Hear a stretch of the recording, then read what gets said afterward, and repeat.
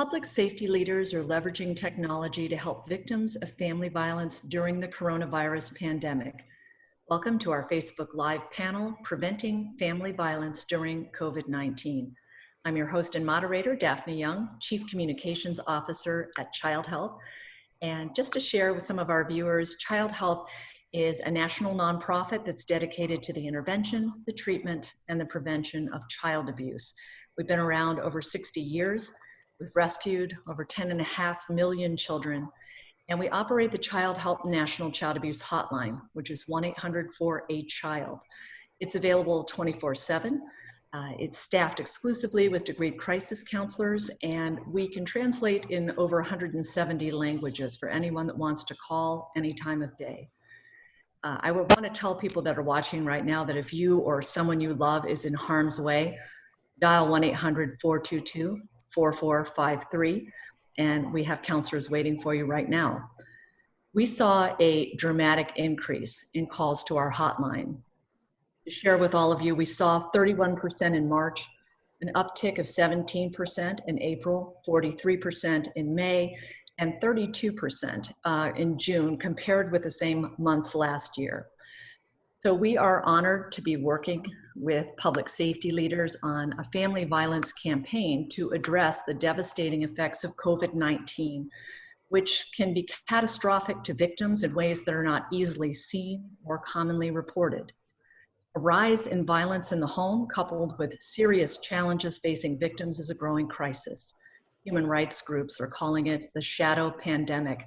At Child Help, we say we cannot let this health pandemic become an abuse pandemic. Today, I am honored to welcome a group of dedicated prosecutors to the panel discussion. These visionary leaders are using technology to tackle the current challenges facing victims and survivors of domestic violence, as well as child abuse. The offices partnered with Facebook on an ad campaign that has already reached more than 130,000 people as of yesterday, and the ads will continue to run in their communities through July. The information and insights they'll provide today will prove helpful to anyone who's suffering from violence in the home or fears for a loved one. I'm hoping that today's conversation has the opportunity to save a life. We'll have our panelists introduce themselves, and we'll start in Sacramento. Well, thank you, Daphne. This is Marie Schubert. I am the District Attorney for Sacramento County. I am really quite honored to be here, not just with you, but my colleagues, Nancy, McGregor Scott, and Summer Stephan. My background, I've been nothing other than a prosecutor my whole career. Been doing it for about 30 years. Spent a lot of my time involved in family violence, primarily child abuse. And I'm just honored to be here to talk about what can we do as a community and really as a country to help people that are in situations that this pandemic has really increased in the last few months. So thank you for letting me join. Thank you. Moving on to San Diego County. It's great to be with you. Thank you, Daphne, for all that you do in your organization. And it's an honor to be here today.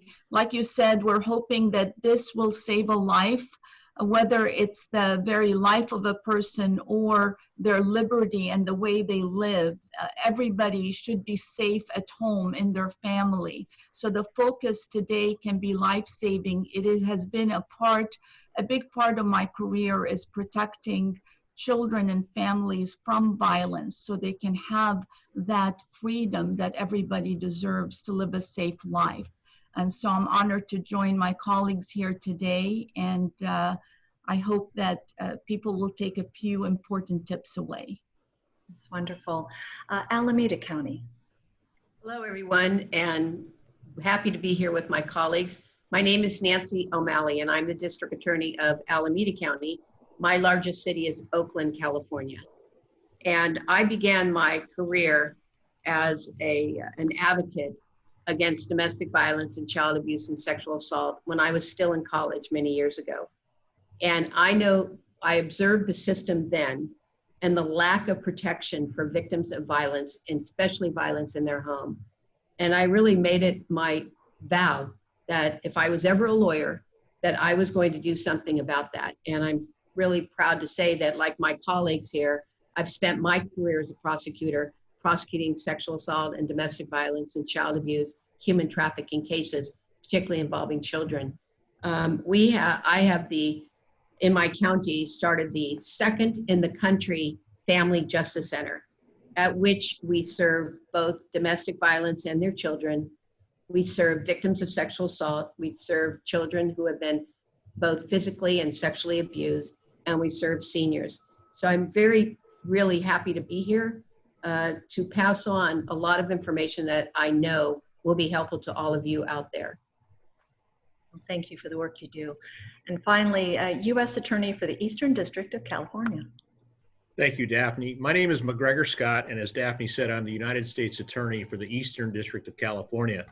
My office is part of the United States Department of Justice, and the geographic area that we serve is from the Oregon border to the North Los Angeles County line and in the Sierra Nevada mountain counties, about 60% of the landmass of California and over 8 million people.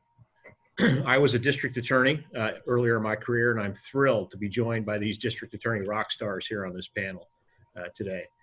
My focus will be a little different in that I'm going to talk about really how our children are exploited by the internet and predators who take advantage of the internet to reach directly into homes, to tap into young people and get them to do things that they shouldn't be doing with strangers on the internet. And so we in this office, in particular, the department in general, have what we call Project Safe Childhood, which was an initiative launched in the Bush 43 administration designed to help protect children from predators on the internet. So I'll focus on that in our discussion here today. I really appreciate that. We always try to explain to parents that when that laptop is open and your child is quote unquote doing homework, it's like you opened every window, every door, and the world into your home. So well, the analogy we've often used is you lock your front door at night, don't you? They're coming in a different way, so be ready. Absolutely. Well, I shared with all of you some of the upticks in our hotline, and we're getting calls from first responder families that are asking us about childcare. We're getting calls from survivors of child sexual abuse, child physical abuse, that had a whole network of support groups and friends and exercise and all the things they did to self-soothe. And they're in crisis. They're up in the middle of the night thinking about some of the past. And you know how those victims sometimes have a lifetime to work through these issues. And some of the most terrifying calls we're getting are from little kids saying, school was my safe place. What do I do now? And I wanted to know a little bit about what you're seeing in your jurisdictions as a result of the pandemic and how the shelter-in-place orders and closures are impacting family violence. We can start with, let's say, Anne-Marie, if you'd like to. Sure. I think I would imagine that it's pretty common, whatever the county is, but, I have young kids and, the reality is especially for children, is there's isolation going on right now with school closures, with no summer school programs. Historically, when children have been victims of abuse, whether physical, emotional, they can go to their teachers, and those are the, obviously they're mandated reporters, and they tend to be kind of their first responders, and they're the people that the kids trust the most. And so now with distance learning and really that possibility at a minimum going into the fall until this pandemic is over, creates significant challenges for us to reach children. So what I think we're seeing primarily in our community is you have isolation, which is emotionally difficult in and of itself, whether or not there's abuse, but you have situations where, kids or victims of domestic violence have really no outlets. So we have to think outside the box. We have to look broader, different ways to find ways that people can get help. So I think the biggest challenge we have, and we've seen it here, especially in Sacramento with our CPS, that reports are down. I mean, I'm happy they're up for child help, but they are down, which means that people are not having opportunities to tell their teachers or their trusted folks that they can typically go to. So that's why we're doing part of this panel, is because we want the world to know there are other avenues to get help. And we want to do everything we can to make sure that we are meeting the needs of our constituents and children and anybody that's in a violent situation in their own home. No, I appreciate that. And, you know, it breaks our heart that our numbers are up, because it means specifically because your numbers are down, these little kids are having to self-advocate. These mandated reporters aren't doing the jobs that they were so beautifully trained to do, because they're just not seeing those kids. And I think everybody in communities across the country, whether you're trained or not, take it upon yourself to become that mandated reporter for a kid, because they don't have the teachers and the coaches and the healthcare professionals that are out there seeing them every day. So I really appreciate that you guys are doing this campaign. Nancy, how is Alameda County looking? You know, just like Sacramento, at the beginning of the shelter in place, which for us happened on March 17th of this year, that we were very concerned because we weren't getting calls about domestic violence. We weren't getting calls about child abuse. And we know that every day that somebody is living in a house where there's violence, that it's isolating, they're fearful, it's emotionally taxing. And then on top of it, they're trying to protect themselves from violence. And so we first of all, we opened the Family Justice Center, made sure it was always open. And that was important because a lot of our shelter partners and other providers were taking care of the business through either Zoom or through a hotline number. But we wanted to have a safe place for people to go if they could get away. That was the first thing that I think we started seeing more people coming to the Justice Center. The other thing that we did, which also reinforced that people were afraid to make a phone call or afraid to reach out, was that we, through our navigators at the Justice Center, we started calling clients. And we, of course, use a different name. Hi, I'm calling about your nail appointment, or I'm calling to see if you got the mail that we sent. And when we started calling people at their house, many of them were in shelter with the abuser. Many of them also had children who were being abused by the abuser. And they started revealing to us. They'd go to a separate room, or they'd step outside, or they, say, let me go get the laundry. And then once they got in the laundry room, they'd say, I need help. I need to have shelter. I need a place to go. And we discovered in that first round of when we started calling is that we had over 150 women who, if they could, they would have gotten away and left their house. And so that made it very important to us that we knew, it reinforced what we believed, is that people just didn't have access to tell anyone, even though this was going on. And just like Marie Schubert just said, that for the kids, there was really no way. I mean, many of them are too young to even navigate a phone. And so one of the things that we've done also to let people know that it's okay to call or it's okay to reach out is that we started running commercials on our local Comcast station. And they were commercials that were really geared towards kids to tell them that it was okay for them to tell someone that if they could find a phone, here are the 5 numbers to just press, and got the word out there. And again, what we started seeing was not only an increase of reports from those who were being victimized or were isolated, but from their friends. And that's, one of the important messages we tried to put out is the person making the report or reaching out doesn't have to be the victim. That person can be the sister or the next door neighbor or someone that you know, and having those networks in place that if something really bad happened or something critical happened, that they could always call their friend who could then be the one to call for help. That's amazing. We had a recent call where a young girl did just that. She was actually texting quietly in the back room while her friend was getting beaten to a pulp. And we were able to hang on with her, get law enforcement out to the house, interrupt that abuse, and rescue both of those kids. And it was a sharp little girl who had seen one of our ads and just started texting. And that's one of the reasons we put that together, so that kids can literally go in another room and silently save a life. And so I love what you guys are doing to that respect. Summer, what about San Diego? Well, in San Diego, similar to the other regions, I think there is a misunderstanding by victims that a shelter in place means that help isn't available. So we had to work extra hard to make sure that message is out there. Sadly, what we saw though is that people weren't reporting our regular domestic violence as much.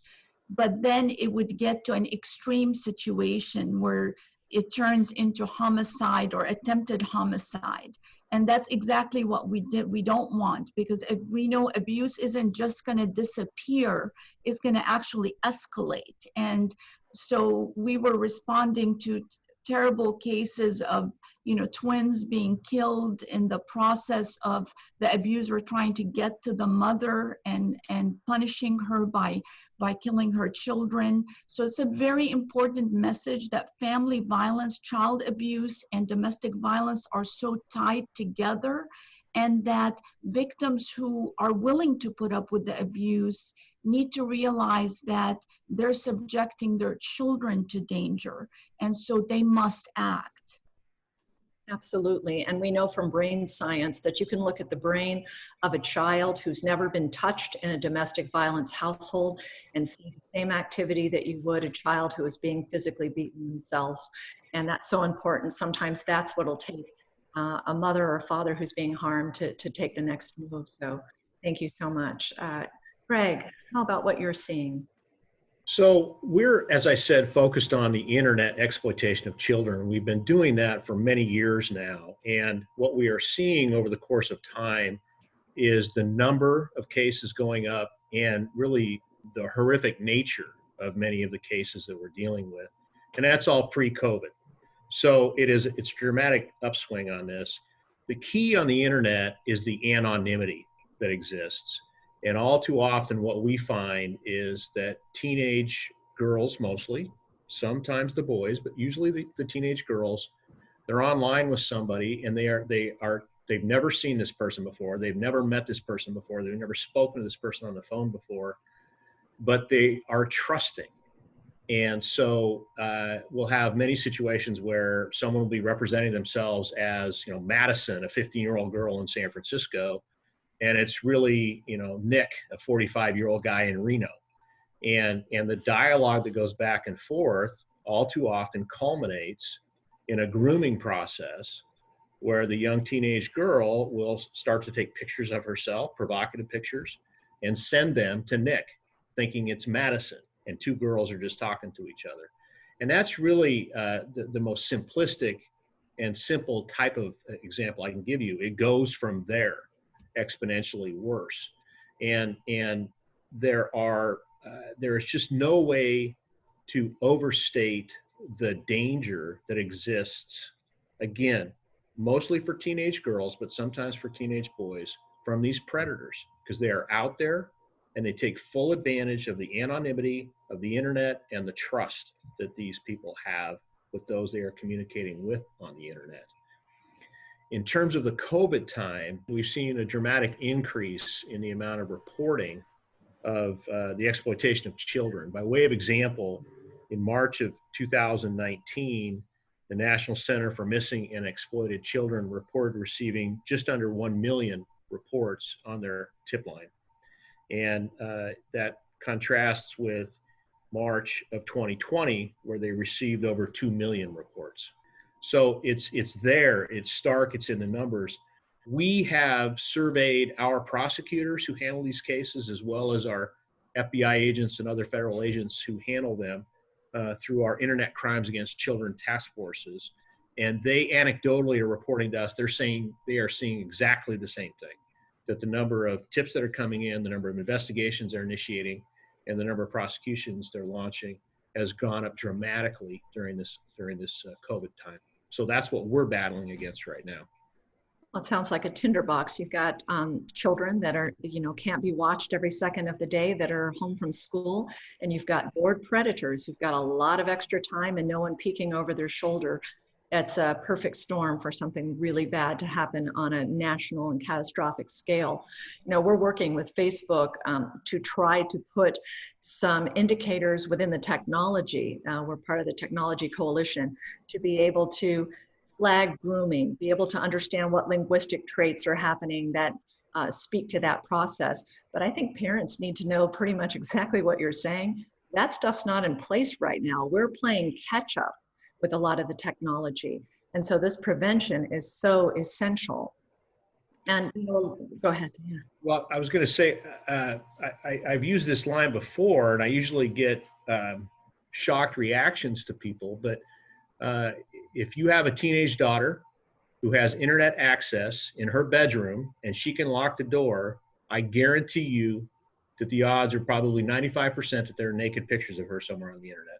It's that pervasive, and we see it all too often. So that concept of parents really, as I use that analogy of locking the front door at night so the rapist can't come into your house, you've got to lock down the internet to the extent you're able to protect your children to the best of your ability. Absolutely. We have questions for Nancy and Summer coming up. People that are listening right now may have some concerns about their friends and family. What kind of red flags should they be looking for? The kind of warning signs that could be cause for concern and cause even for action? Well, I'll start. So, with domestic violence, we're always looking for people who are isolated, someone who, obviously, if there's physical, but I really want to remind us all that domestic violence is not just physical abuse.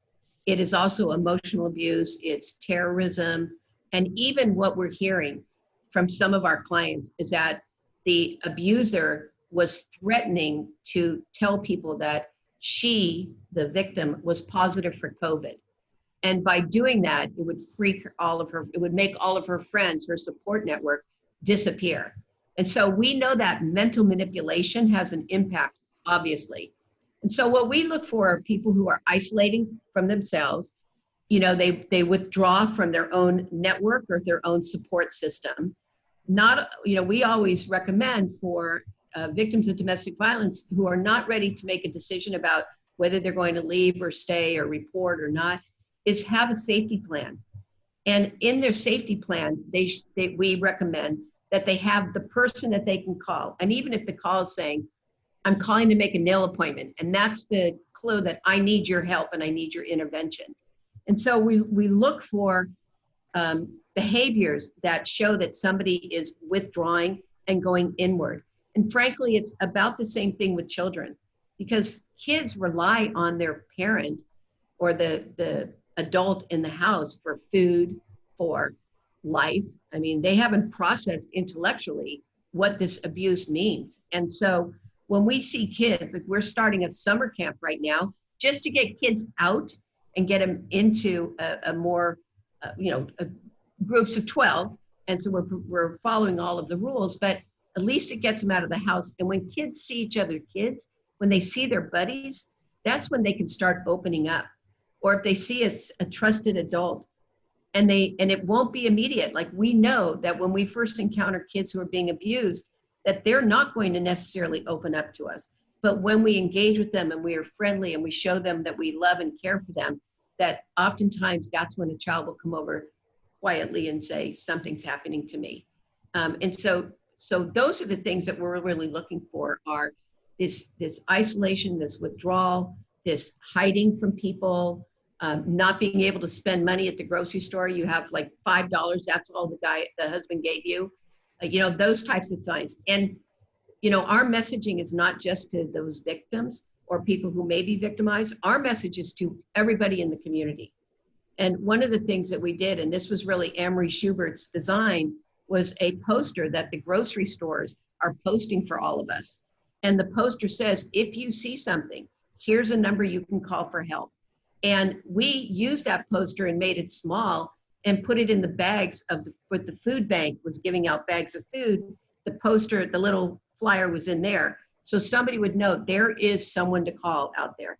The world is not isolated. We might be in our home, but the world is not isolated, and we have options to be able to recognize. And already we've had phone calls. Just today, I got an email from a woman who said, thank you for the commercial that we saw, because I know my neighbor is being abused. She won't come out of the house. She opens the door this much, and I'm worried about her. And when this woman told me, when I finally said something to her, she opened the door and revealed that she was being abused. And so the woman said, I never thought it was okay for me to do that. And we want everybody to know it's okay to do that.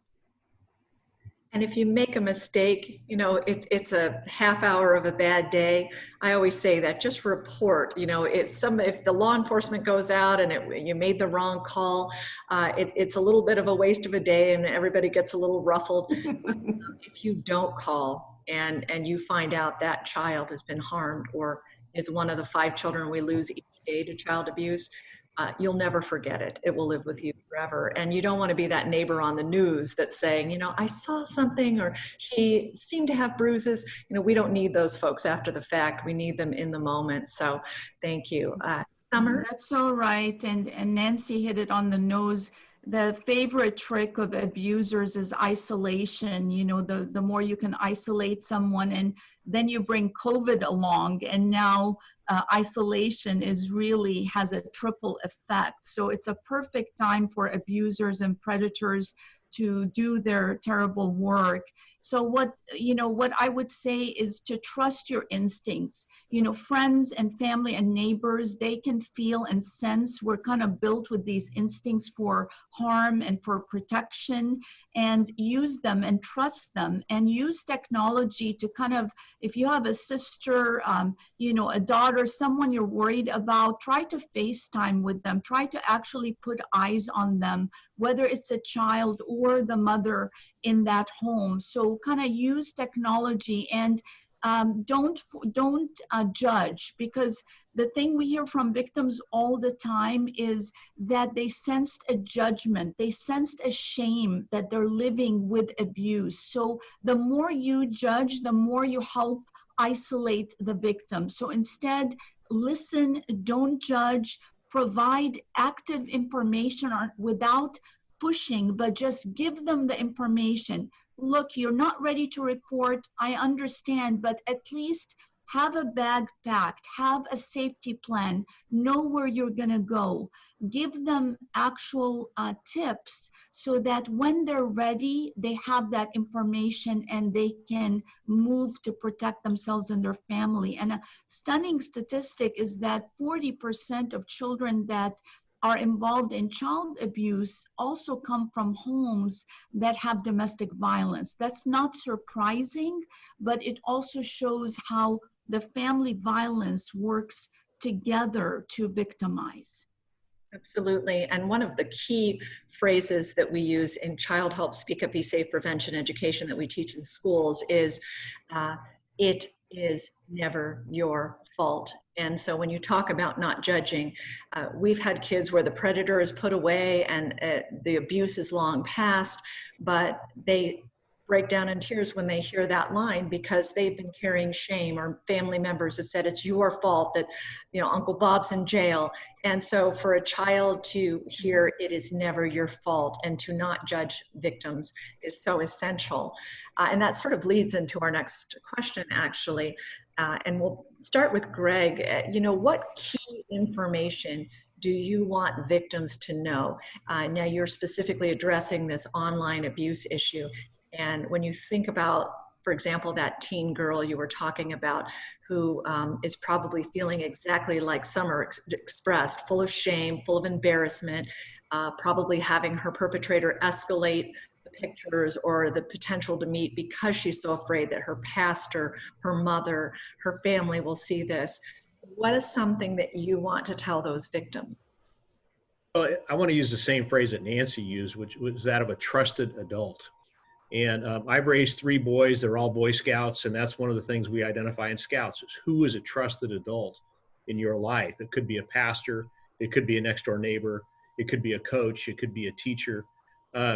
You know, have confidence that when you go forward to that person, that they're going to look out for you. But the young person really needs to do a self-assessment as to who is that trusted adult that I can go to. And we need to set aside shame, because we're past that at this point. And one of the motivations I would encourage young folks to think about is, if you don't say something now, he's going to go do this to somebody else next week. And we're going to perpetuate this cycle. So if there is an opportunity to speak up, to seize it.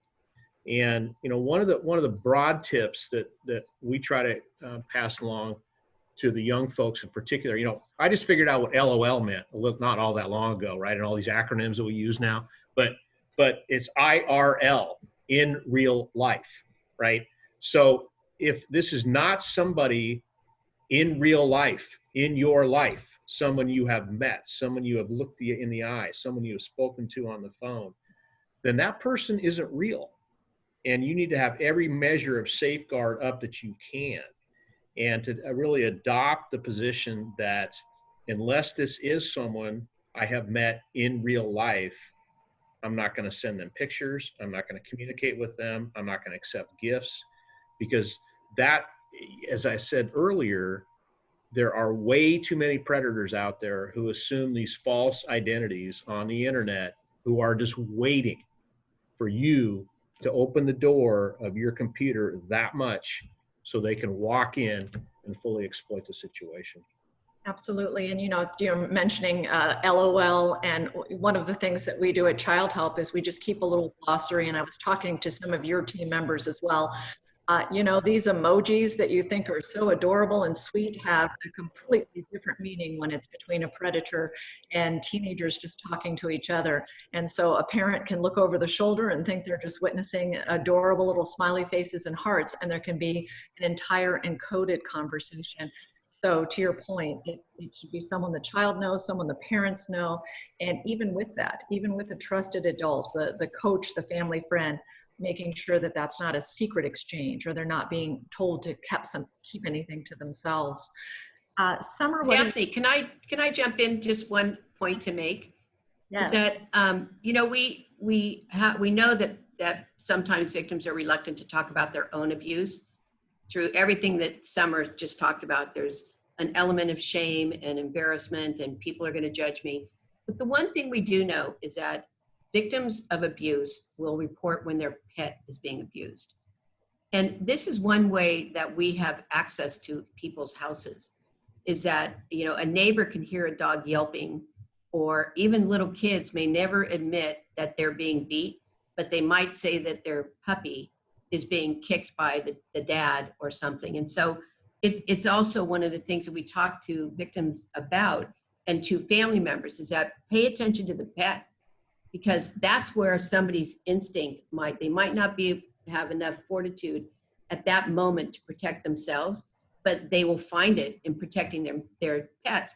And a lot of times people won't leave a relationship because they're afraid of what will happen to their dog or their cat or their pet. And you know, we always emphasize in our discussions with people and in our public broadcasting, is that where we can house people with their pets, so they don't feel like they can never leave. But I think that we have a multi-agency violence task force, which includes when animals are being abused, the first thing we do is send in the animal control people who can go into a house without a warrant.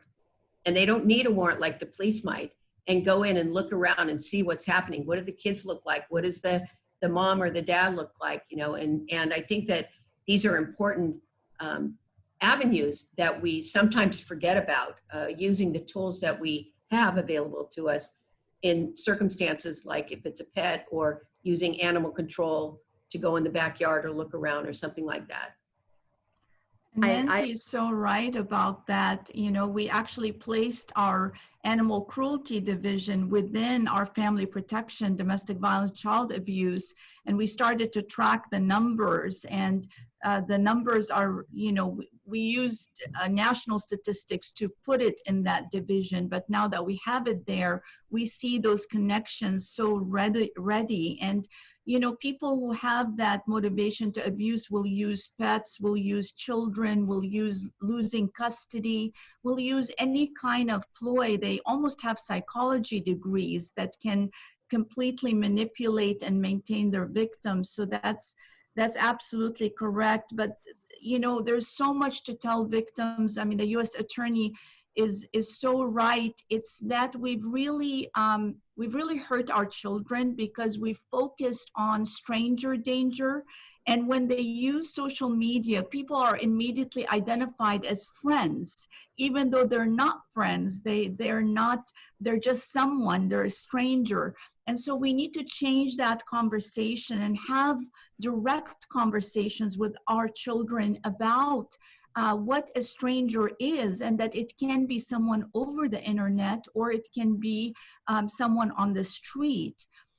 In San Diego, we're seeing an explosion of 14-year-olds that are running away because they're bored and they're getting an invitation to a party that turns into, being drugged and alcohol and sex trafficking going on and child abuse.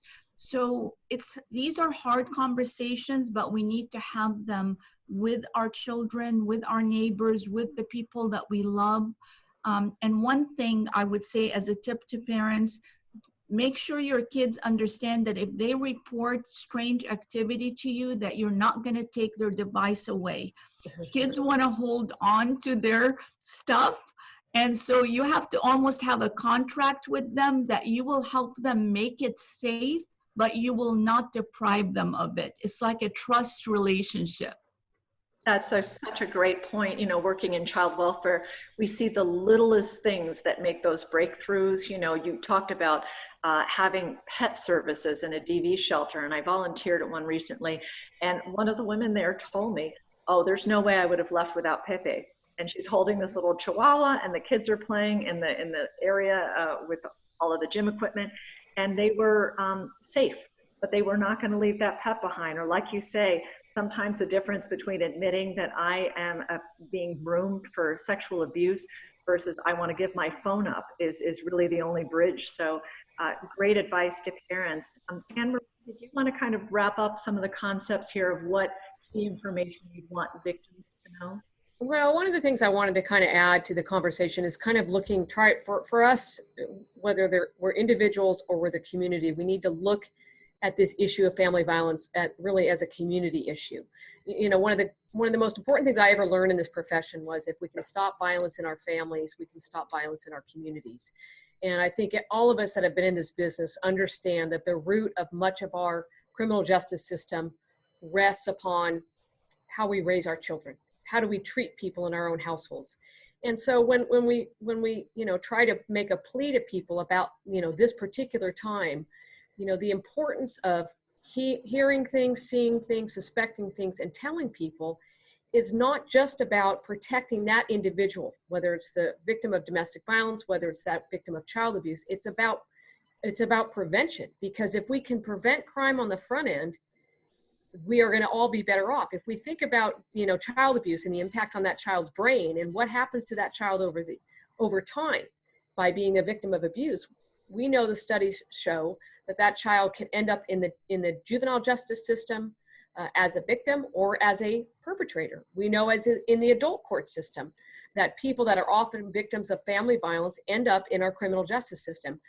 I think all of us would agree as prosecutors, we would love a day when we don't have to have this job. Okay, that there's no more people that we have to prosecute. We know that's not going to happen, but we do know that if we can prevent child abuse and we can prevent family violence, domestic violence, human trafficking, child abuse, then our system will be far better off. So this campaign to me is we need to get help to people to not only prevent their own abuse, but to prevent something in the future. From a local level, really from a community level, this is a community issue. We need to make it okay for victims to report. We have to rely on our nonprofits, especially right now. We have to rely on folks like our grocers, because we're looking at where do people interact right now in this isolated world. We need our resource centers. We need our nonprofits, which are incredible. Our family justice centers, like Nancy mentioned, they're all stepping up. But this is a community issue. It's not an issue of just law enforcement. We need our neighbors, our teachers, our coaches, everybody. Like you said, Daphne, even if we're, unfortunately wrong, it's an opportunity for us to make a report. So I just hope that people understand that there are people in every walk of life that want to help. I mean, the reality is that each of us, whether we have anything to do with children or not, are directly affected by how they're treated. And we know that over time, no question about it. 100%. And we know from ACEs, in addition to, even if you don't make it through the juvenile justice system or the penal system, You can have years of health-related issues and all types of things that are the cost of child abuse. And, you know, of course, in the field that we're in, we believe every single life is priceless and precious. But let's say even if you've got a stone cold heart, we lose billions of tax dollars in not preventing child abuse, billions each year. And that's to all the services that you've described. So how amazing if we could invest in a little prevention and save some lives. Well, you know, I'll just add to that, that one of the, you mentioned ACEs, the adverse childhood experiences, and we now can score it to see where children are. Another science that we've introduced at the Justice Center and in our work working with victims, especially with children, is the science of hope. And it's not, oh, I hope I win the lottery. It's not that hope, but they're actually the victims. I mean, the clients at my Family Justice Center are part of the research. And the children that we send every year to Camp Hope, which is a camp up north in California, those kids are part of the research, which is now published. So we know now we can also score someone's hope level. And this is a place where we see kids in school who are, I would say, their hope level is so low that they're almost living without hope. They're hopeless.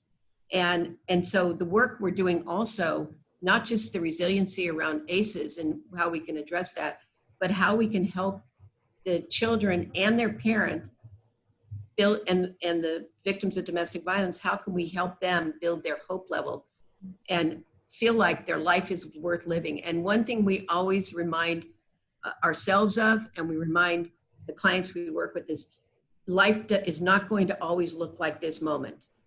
There is the ability, and that's where Anne Marie's words are so poignant. They're so important to hear, that it isn't just I'm getting abused, it's I'm a neighbor and my neighbors are going to watch out for me and my community is going to watch out for me. And we are part of something bigger than the bad things that are happening in our house. And I think that's the place where children have missed school most, is that that's a place where there's part of something bigger. And whether they're being abused or witnessing abuse, they don't have the outlet. They don't have the social outlet to be able to process what's happening to them. And I think that, you know, we now are seeing communities that are starting to loosen the rules around shelter in place. So for instance, we're able to do a camp with 12 kids in a cohort. Now we've got four cohorts, but at least the shelter in place rules are loosened enough that we can bring kids into our sphere and see how they're doing, and, you know, help them get empowered to speak up. And so, you know, again, I think that we can't say enough how this is not a family matter. This is a community matter. And we all have a role to play in keeping each other safe. Absolutely. It's a great segue, your foray into the science of hope. I work with Sarah Omer and Yvonne Feddersen, who are our founders, who founded Child Help in 1959. I still work with them every single day. I get the calls, what's going on today? And they have talked about hope since day one. And to this day, I was so thrilled to be able to bring to them, you've been trafficking in this hope for quite a while, and there's some science behind it. Like everything that we do now has data and metrics, and they were thrilled to see it, because they said that's some of the most important healing tool of all, right? This hope. And I wonder, as a segue from that, the science of hope, if each of you could share a little bit about some of the innovations you're making, the new ways you're continuing to serve your community, as well as those who are placed at greater risk right now. Sort of what's on your cutting edge? Yeah, we've converted everything remote. We're having court hearings remotely, victim advocacy remotely. But where a victim needs us, we had a terrible stalking case where our victim really needed the physical presence of our victim advocate. And that's what we provide with protective gear and everything else. But we've really refurbished our online presence. Thankfully, almost everybody has a phone and is able to access information. We've made a COVID banner with every potential resource that has been updated. We've also used our town halls. We've made sure our doctors have the latest information because they may encounter a victim, and especially with COVID, so that they're able to hand out prevention information and key numbers. So all of those things are happening. We created 2 online tools that actually measure your risk for violence, Prevent DV1 and Prevent DV2, that victims can access and at least begin a conversation, begin to look at their life to assess whether danger is really behind the corner. And one thing San Diego focuses on is strangulation, because there is a lot of science behind someone putting their hands on your throat and having that escalate to a homicide. So we've done a lot of education around that, using television, using our different mediums, our churches, our faith communities, everything that we can get a hold of. That's amazing. And Marie, do you all have a sort of projection of where you're going on some of the innovations you're using right now? Well, I think one of the key things, not just because of COVID, but just in the world we live in, is technology. How are we using technology to reach victims, whether it's children or adults? You know, one of the things I'm super proud of our office, about a year or 2 ago, developed an app. So right on your phone, it's called Youth and Community Connect. And so we partner with all of our, anybody that has any service in Sacramento County, you can go on this app and you can look up whatever it is, mental health, drug treatment, crisis intervention, suicide prevention. So it's right there. And I'm sitting here listening to Summer thinking, I'm going to steal her idea and put this app in doctor's offices so that anybody that, I mean, we have to be able to connect with people in a world that is isolated. So how do we do that? So Nancy mentioned our partnership that we now have with the Grocers Association. So putting our resource page into places where we've had to think outside the box. So we have PSAs now. We've done a PSA thanks to many of the folks on this meeting. So there's many things we're doing, but a lot of it's our social media presence, because we all know that while we're isolated, we still have devices. And that's the main reason. I didn't even know, honestly, until the pandemic, that you can text 911. I didn't even know that. That's an incredible tool that I don't even know if the world even knew that. Some on this didn't even know what LOL meant, but now we do. So, but I just think we have to be willing to use our technology to think outside the box. So whether it's an app that we're creating for people to connect with, whether we're putting flyers in doctors' offices where people, or dentist offices where people are, even though we're isolated, we still have to go to the doctor. We got to go to the grocery store. We go to the dentist. You know, we go to certain places. And honestly, what I've learned from community groups that we don't necessarily partner with, they want to work together, teachers, whatever it is. I mean, I'm so proud of our teachers and what they did for our students to stay connected far outside what you would think in a normal system. So we just have to be willing to use our technology and to rely, like I'm going to go back to, our community to help us get the message out. Absolutely. And Greg, you did a great job sort of in that same realm of technology, scaring us all to death about what's possible out there. And so I'm going to ask you now to practice a little of the science of hope and give us a little sense of, you know, some innovations or some opportunities out there that will help make our kids safer in the technological realm. So historically, here in the Eastern District, we have partnered with our FBI agents to go into the schools and do educational sections on the dangers of the internet. And we use the Internet Crimes Against Children task forces as a fulcrum to leverage into local communities to be able to do that. We've done a ton of that over the last several years. Now, obviously, in the COVID time, the kids are not in the school for us to be able to go and make those presentations. So we have tried to adapt to that new environment. And what we are doing now is when we can connect with a school or a teacher who is convening his or her class via the internet. I've said this a million times in the last 6 months. I wish I'd bought Zoom stock 6 months ago, but utilizing Zoom. And so our agents and our lawyers can continue with those presentations directed at middle school and senior high school students to really essentially try to arm them with information about the topics that we've been talking about here today, how to protect yourself on the internet from those who mean you ill. So that's how we've been trying to adapt to the COVID time, utilize the technology to continue the education component that's been a long-standing practice for us here. I think that's great. And, you know, I had a meeting with Homeland Security, and we talked about the top 15 apps that people are using to get at kids. And I told my team when I got back, we're going to put up some accounts and get some ads on some apps, and we're going to scare some predators, and we're going to give some resources to some kids. So I love what you guys are doing. As we wrap up, I wanted to make some resources available. And at some point, I'd like to ask you all, sort of as our end question, for a child or a domestic violence victim right now, if you could think of one line that you would share with them. Before we do that, I want to go through a couple of resources, because I want everyone that's listening right now, if you hear yourself in these stories, if you feel that this is a little bit of your background or your past or is your present circumstance, there are so many resources available. For more information, you can visit your DA or U.S. Attorney's Office website for resources. All of these fine folks have robust resources on their websites. The National Domestic Violence Hotline is 1-800-799-7233, or text Love Is to 1-866-331-9474.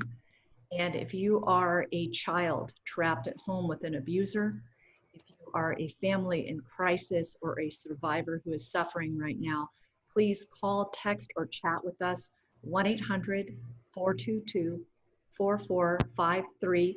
That's the Child Help National Child Abuse Hotline, 1-800-4-8-CHILD, or visit childhelphotline.org. So for each of you, if you could talk to a child or a domestic violence victim right now, what would you say to get them to make that call or to take that next move? Summer? Well, Go ahead, Nancy, please. I'll say that one of the messages that we've been putting out a lot through our public messaging and those commercials that I told you about earlier is that we're saying to children, it's okay for you to tell someone, because a lot of kids fear that they're going to get their parent in trouble or something. And the other thing that I would say to anyone who's isolated and being abused is that there is help and you're not alone, that we're there for you. You just have to let us know. How about you, Summer? Well, you know, I've used this line so often with victims, and somehow you can see their eyes sparkle, and it's from Maya Angelou, the amazing poet. And you know, what she says applies to all of this abuse and victims I've met is, I can be changed by what happens to me, but I refuse to be diminished by it. And you know, people, you know, are not what happens to them. They have that spirit, and we've seen victims, speaking of hope, rebound. They just need a little help. They need community, like Anne-Marie says. They need our love and our respect, but they are not diminished by what happens to them. Absolutely. What about you, Greg? What would you tell somebody out there who needs a word of encouragement? I would say, please don't let this happen to someone else. And I'll give the example. We indicted a case, I don't know, 6 months ago now, and it involved a girl at a high school in the greater Fresno area who did exactly, unfortunately, all the things that we've talked about. She allowed the predator in, he groomed her, she sent the pictures, she did all these things. And then she subsequently found out that he had moved on to another girl in her high school class there in Fresno. And that's when she spoke up. She went to a teacher and she said, this is what has happened to me. Law enforcement became involved. We found the guy and he's going to federal prison. And so please have the courage, if this has unfortunately happened to you, to let us stop it from happening to somebody else. Absolutely. And Anne-Marie? Anne-Marie? You know, I think for me, it's similar to what Nancy had said, is I think the message is you're not alone. You are loved. There is hope. And that hope really does matter, because at the end of the day, everybody in this world is entitled to live their healthiest, happiest, most successful life. And the most important thing I would say is that we're here. We're here to help. And that's not just us as law enforcement, it's your community is here to help you. You know, we have a sign above the door of each child help facility that says, "All who enter here will find love."